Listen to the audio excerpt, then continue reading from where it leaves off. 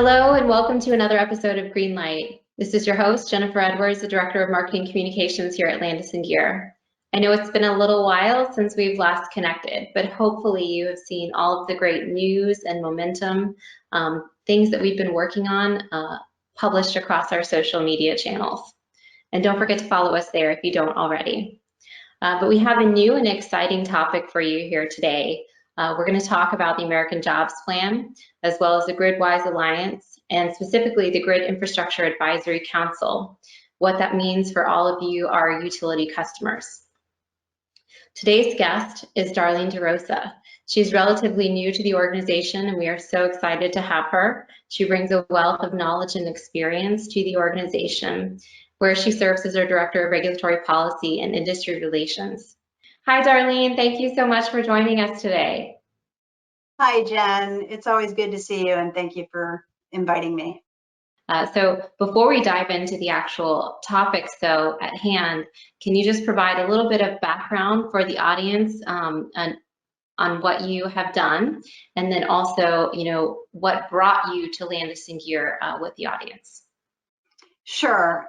I joined Landis & Gyr from PG&E, which is one of the country's largest electric and natural gas utilities. While I was at PG&E, I led regulatory cases and policy for the customer-facing functions of the company, as well as cost recovery and rate setting for the infrastructure, advanced metering, and all the associated infrastructure on the customer side of the distribution system. So when you asked me also why Landis & Gyr, and for me, it was really the perfect opportunity to have an impact on the energy transition and transformation in a much broader way. The fact that Landis & Gyr has utility customers in every state in the US really puts us in a position to play a transformative role in supporting our utility customers who are navigating that transition. So you and I just talked about it. It's really an exciting time in the industry. I mean, I feel like I see headlines every day around green energy legislation and the American Jobs Plan. So for our audience, can you tell them, where do utilities fall into this equation? It is a really exciting time, and it's pivotal. Utilities are square in the middle of this energy system transformation. Back in June, the Biden administration announced that they did reach a bipartisan agreement for $1 trillion in physical infrastructure spending. And what will happen from here is that agreement will go to Congress, and Congress will go about its process in terms of developing legislation to move forward. So for utilities, there's really three areas in this plan that will be mostly impactful, that will have the highest impact for them and also for utility customers. So the first is around electric vehicles. There's about $15 billion in funding allocated to build out the charging infrastructure around bringing electric vehicles onto the grid and onto the system. Also, about $73 billion in funding for transmission lines. And our utility customers will know this very well, but for anyone else who might be listening, the transmission lines are the very big towers that you see, and that's what brings energy from where it's generated actually to where it's consumed by the customer. And the reason why there's this spending allocated there is to prepare to bring so many more renewable resources on to the grid and into the energy mix. So solar, other distributed resources like wind, all the different types of energy that we're looking to be utilizing more in the future. And then the third part for utilities is about $47 billion for resilience. Utilities are struggling to address and mitigate what's happening with severe weather events, and shore up their infrastructure to make sure that they can deliver virtually always, as they have the awesome responsibility to do. Also, cybersecurity plays into that, as you think about some of the recent attacks that have happened, and shoring up our grid to protect ourselves from that.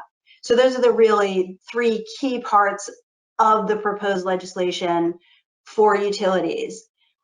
Really, the umbrella, though, is a federal policy that, if enacted, would call for net zero carbon from the grid by 2035. So that is a significant goal. It would be the first ever federal clean energy standard.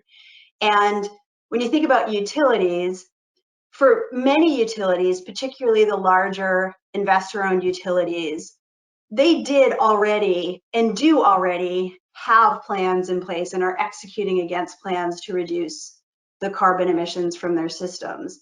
It's partly from state policy and regulation, but also, customer pull. Customers are looking for cleaner energy sources. The last numbers I saw from Z Prime, which is a research group back in May, is that 48% of utility customers are expecting and looking to their utility to address climate change, help address climate change. And so utilities are responding to that.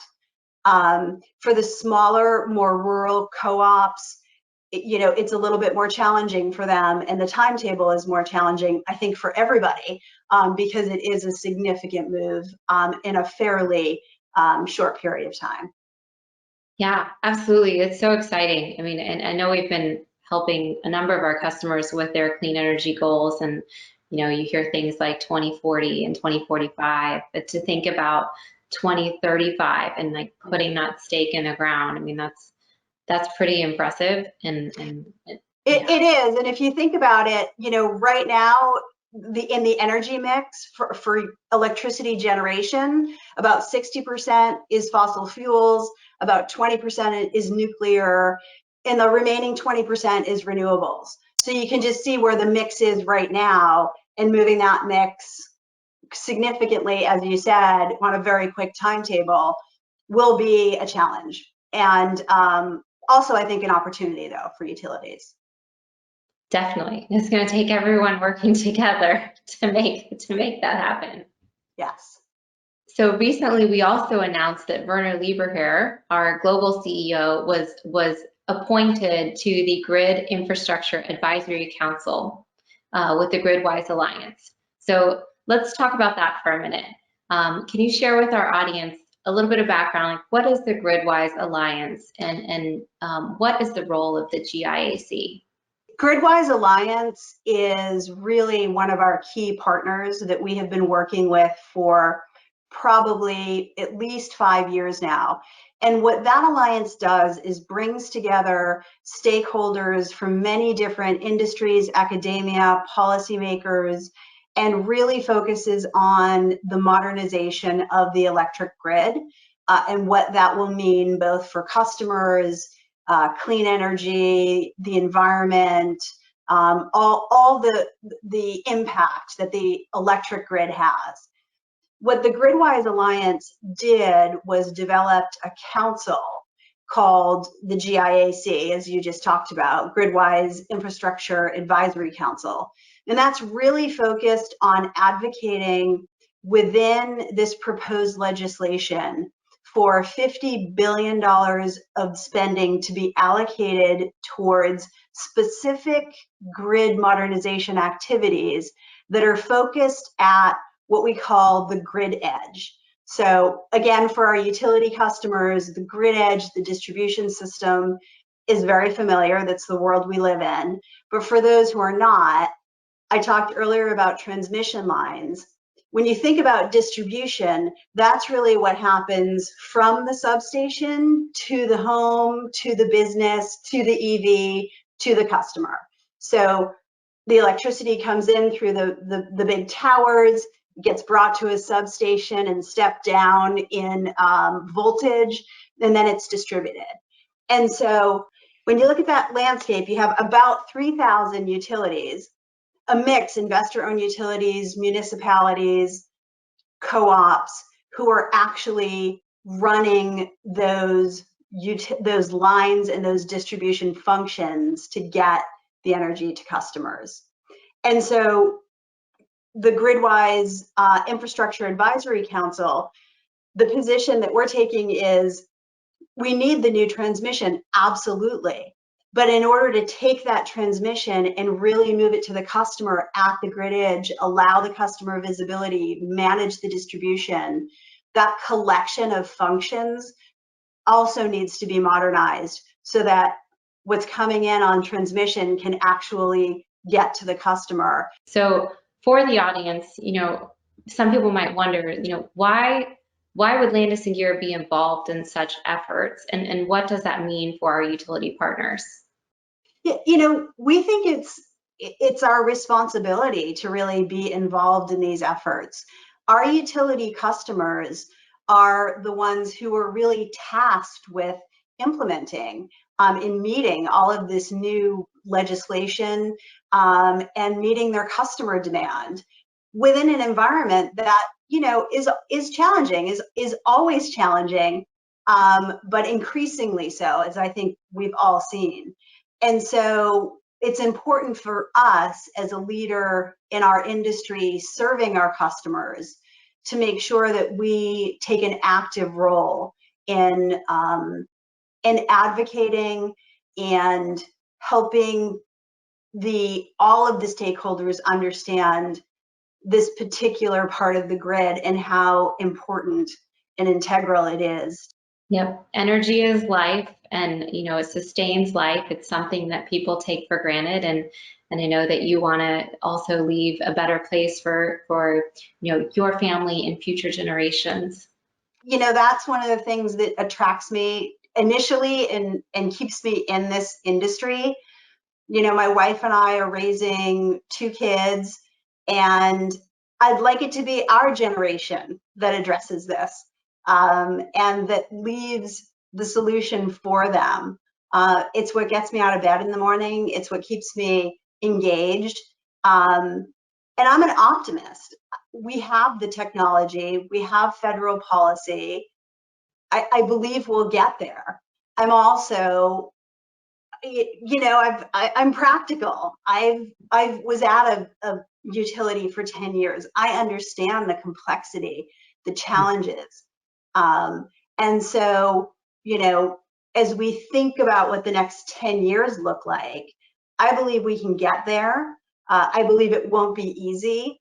And if we can really gather our collective will, and keep working to move our system in the right direction, I think the energy industry looks entirely different. And that's so incredibly powerful. So we'll close with just a fun question. We'll wrap things up. So you alluded to that future, but what if you had a crystal ball? What do you think that this energy future looks like?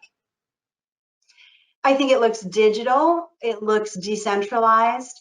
It looks distributed with a whole lot more clean energy resources. I also think it looks much more two-way, right?